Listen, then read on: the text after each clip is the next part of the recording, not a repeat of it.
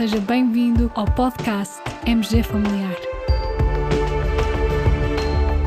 Um podcast sobre temas pertinentes que nos fazem refletir e frequentemente com implicações para a prática clínica.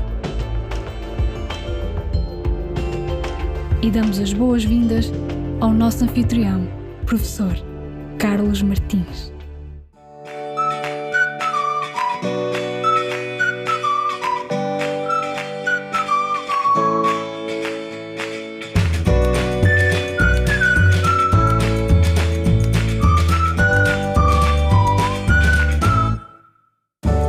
Perante um doente com fibrilação auricular, em contexto de doença reumática, em relação à anticoagulação e à opção entre rivaroxabano ou varfarina, qual a afirmação correta? Apesar de um maior risco de hemorragia fatal, a varfarina é mais protetora em relação à morte por doença vascular? Ou será que, além do menor risco de hemorragia fatal, o rivaroxabano é mais protetor em relação à morte por doença vascular? Caros colegas, este quiz vem a propósito de um webinar em que tivemos connosco o professor Ricardo Fontes Carvalho, nosso colega de cardiologia. E a dada altura, uma colega fez uma pergunta que se relaciona com uma dúvida que é muito frequente na prática clínica e que é sabermos qual a melhor opção na anticoagulação dos doentes com fibrilação auricular. Em concreto, a pergunta da colega foi a seguinte: um doente com fibrilação auricular e que tenha colocado um anel de Carpentier na válvula mitral é considerado como tendo fibrilação auricular valvular? Eis a resposta do professor Ricardo. Não, aí não. A colega quer saber as contraindicações para a utilização de NOACs. Pronto. Então, já agora resumo, porque aqui há umas novidades que saíram há muito pouco tempo sobre isto. É as próteses mecânicas, não é? Já sabíamos isso há muito tempo. Houve estudos que mostraram uma eficácia menor dos NOACs versus os antagonistas da vitamina K. E depois havia um outro cenário clínico, que é o doente com estenose mitral reumática, ok? Portanto, estenose mitral reumática. E aí nós dizíamos aí não há evidência e, portanto, na dúvida, se calhar não deve utilizar NOAC, deve preferir um antagonista da vitamina K. Agora, há muito pouco tempo, que foi agora no último Congresso Europeu de Cardiologia, portanto foi há 2 meses, saiu um estudo, que se quiserem podem ver, é no New England, chama-se Invictus, que foi pegar, até um estudo feito na África do Sul, sobretudo de países com muita doença reumática, e que foi testar, comparar a utilização de um NOAC versus o antagonista da vitamina K. E o que é que se mostrou?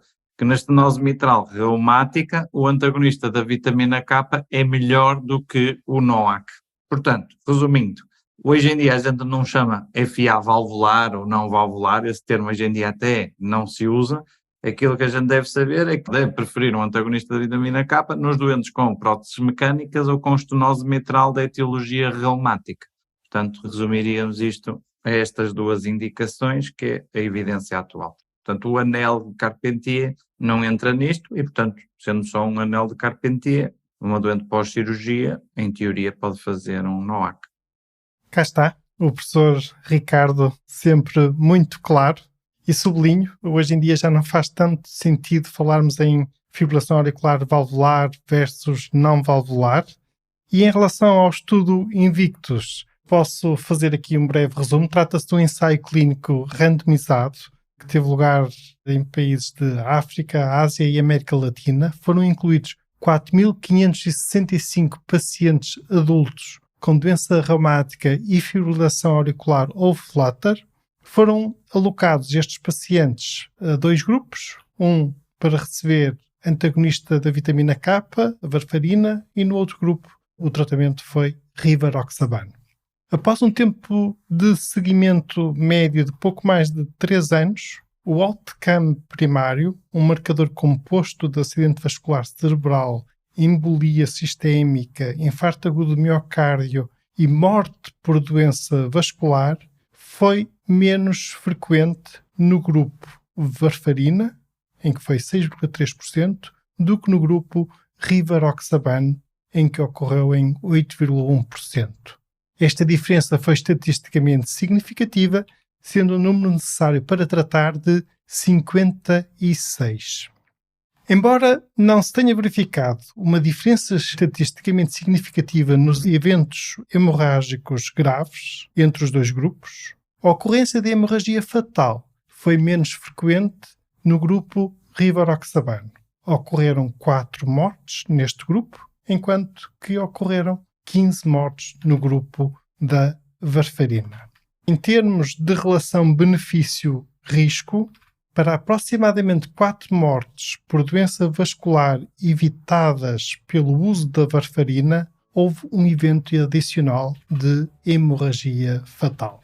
E já agora um outro aspecto. O benefício da varfarina só se começou a verificar após 2 anos de seguimento, por volta da altura em que se registrou uma maior percentagem de tempo na margem terapêutica. E nós sabemos que isso é importante nos doentes sob tratamento com varfarina.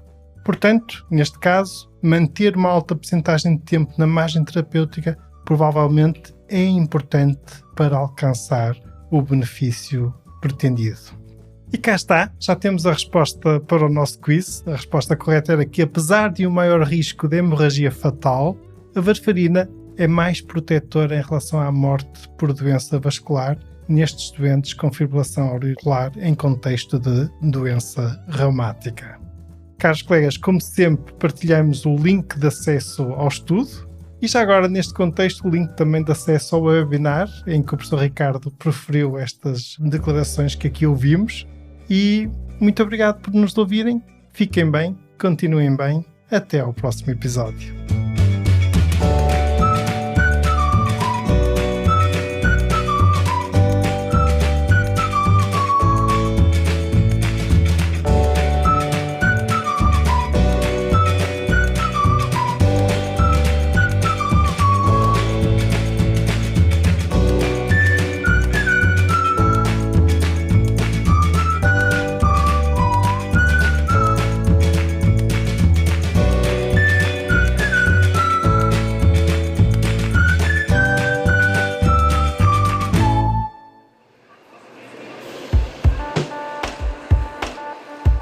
Terminamos assim esta edição do podcast MG Familiar.